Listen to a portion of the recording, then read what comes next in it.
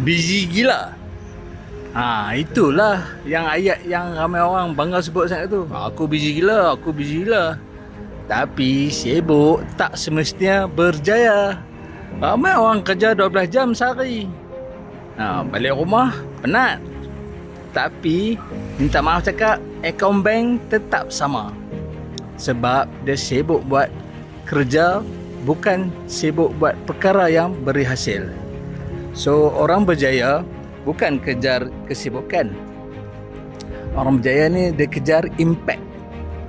Dia sanggup buat 3 perkara penting daripada 30 perkara yang tak penting, yang complicated. So jangan jadikan penat sebagai ukuran kejayaan. Penat ni cuma bukti je hang bekerja.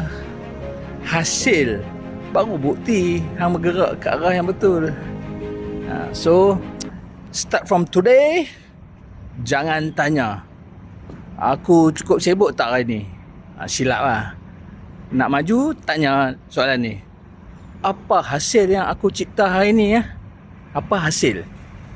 Sebab dunia ni tak bayar hang kerana hang sibuk. Dunia ni bayar hang kerana nilai yang hang hasilkan.